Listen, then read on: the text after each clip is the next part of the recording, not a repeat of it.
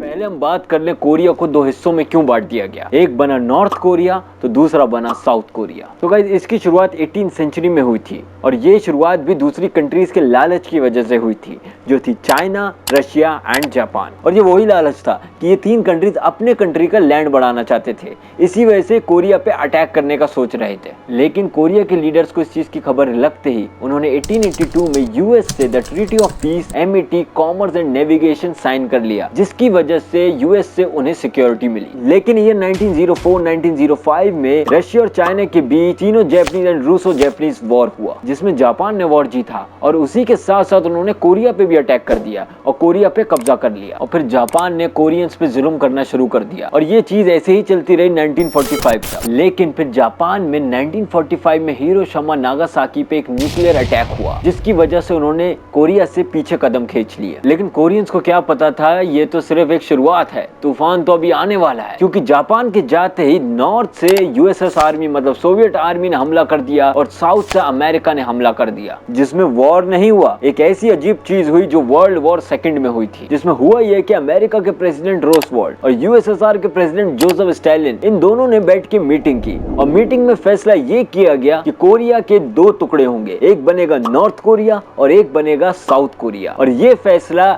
ना ही कोरिया के लीडर्स को बताया गया, ना ही उनकी मौजूदगी में किया गया और ना ही कोरिया की पब्लिक से पूछा गया। और फिर अमेरिका और यूएसएसआर वापस लौट गए। लेकिन उन लोग को क्या पता था कि ये जो बनाए गए लीडर्स हैं, इनके दिमाग में कुछ और ही पक रहा है। और फिर 25 जून 1950 में किम इल संग ने साउथ कोरिया पे अटैक कर दिया और 2 दिन के अंदर साउथ कोरिया की कैपिटल सियोल को अपने कब्जे में ले लिया, जिसकी वजह से साउथ कोरिया के प्रेसिडेंट सिंगमैन री को वहां से भागना पड़ा। लेकिन वो ऐसे ही नहीं भागा, उसने वहां के 2 लाख कम्युनिस्ट को मार दिया, जिसपे उसे शक था कि वो नॉर्थ कोरिया के मुखबिर है। और इसी बीच नॉर्थ कोरिया ने साउथ कोरिया पे कब्जा कर लिया था। लेकिन बचा हुआ 10% भूषण उनके कब्जे में आ ही जाता, लेकिन साउथ कोरिया की मदद के लिए उतरे यूएन और इस चीज का काउंटर अटैक दिया गया यूएस की तरफ से और यूएस और साउथ कोरिया ने मिलकर करी जंग नॉर्थ कोरिया के खिलाफ और नॉर्थ कोरिया को पूरी तरीके से हरा दिया। लेकिन फिर इसमें कूदा चाइना और उसने मदद करी नॉर्थ कोरिया की। इससे 9 महीने का वॉर खत्म तो नहीं हुआ, लेकिन थम गया और फिर यूएस मिलिट्री ने 600,000 टन ऑफ बॉम्ब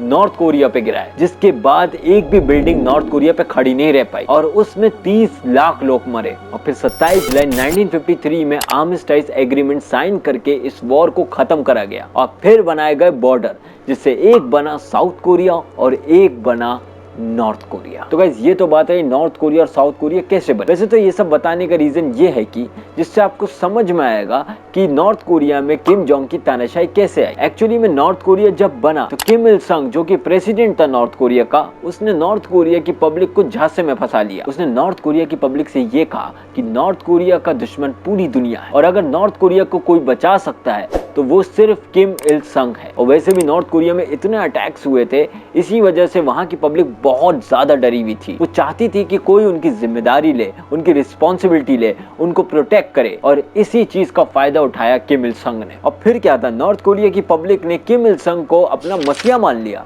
अपना राजा मान लिया और फिर किम इल संग नॉर्थ कोरिया की लीडर की जगह वहां का राजा बन गया और बहुत से लोग तो उसे अपना भगवान बोलने लगे। और फिर 1994 में किम इल संग की हार्ट अटैक से मौत हो गई और गद्दी पे बैठे उनके बेटे किम जोंग इल। लेकिन इनके गद्दी पे बैठते नॉर्थ कोरिया पे एक बहुत बड़ी बाढ़ आ गई, जिसकी वजह से वहां सब कुछ सूखा पड़ गया और उस बाढ़ के अंदर 20 लाख लोग मारे गए। फिर किम जोंग इल ने 2011 तक गद्दी संभाली और उसके बाद उनकी मौत हो गई। उसके बाद गद्दी पे उनके बेटे बैठे जो कि हैं किम जोंग। लेकिन अब हम बात कर लेते हैं कि नॉर्थ कोरिया में अब कैसे हालात हैं किम जोंग के रूल में। मगर याद रखिएगा जो मैं आपको बताने जा रहा हूँ ना, शायद आपको वो यकीन ना आए। तो बात कर लेते हैं नॉर्थ कोरिया के रूल्स की, वहां पर किस किस चीज को क्राइम माना जाता है। 2014 में कॉमेडी फिल्म बनी थी द इंटरव्यू, जो कि किम जोंग के ऊपर थी, जिसमें किम जोंग का सरकास्टिकली मजाक बनाया गया था, जिस चीज का किम जोंग को बहुत बुरा लगा था। और उसके बाद उसने नॉर्थ कोरिया में एक रूल बना दिया कि नॉर्थ कोरिया में सरकास्टिकली जोक करना एक क्राइम है और आपको हो सकता है जेल भी जाना पड़े। जैसे कि मैंने आपको बताया कि किम जोंग के फादर और उसके ग्रैंडफादर भी इस कंट्री के लीडर थे, तो हर साल किम जोंग के फादर और उसके ग्रैंडफादर की डेथ एनिवर्सरी मनाई जाती है और नॉर्थ कोरिया की पब्लिक को वहां आके शोक मनाना होता है, फूट फूट के रोना होता है और जो लोग इस डेथ एनिवर्सरी में नहीं शामिल होते हैं उनको फांसी की सजा सुनाई जाती है। जीन्स पहनना भी नॉर्थ कोरिया में क्राइम है, क्योंकि नॉर्थ कोरिया की पब्लिक क्या पहनेगी और क्या नहीं पहनेगी वो भी किम जोंग डिसाइड करता है। और जीन्स पहनना इसलिए अलाउ नहीं है क्योंकि वो अमेरिकन फैशन है और नॉर्थ कोरिया का सबसे बड़ा दुश्मन है अमेरिका। और आप सोच नहीं सकते कि विदेशी फिल्में, विदेशी गाने भी सुनना यहाँ एक बहुत बड़ा क्राइम है और अगर कोई ऐसा करता है छुप के तो उसको मिलेगी फांसी की सजा। आप सोच सकते हैं, फांसी की सजा। और ये तानाशाही की वजह ये है कि वहां की पब्लिक कहीं ये ना देख ले कि बाहर की दुनिया में क्या हो रहा है, किस तरीके का फैशन हो रहा है और किस तरीके से डेवलपमेंट हो रहा है। और अगर कोई गाना गाए या लिखे या कोई इंस्ट्रूमेंट बजाए तो वो सिर्फ किम जोंग की तारीफ में होना चाहिए। बाइबल रखना भी एक क्राइम है, जबकि नॉर्थ कोरिया में 4 लाख क्रिश्चियंस रहते हैं और उसके बावजूद बाइबल कोई भी नहीं रख सकता और अगर कोई बाइबल रखता है तो उसको मिल जाएगी सजा।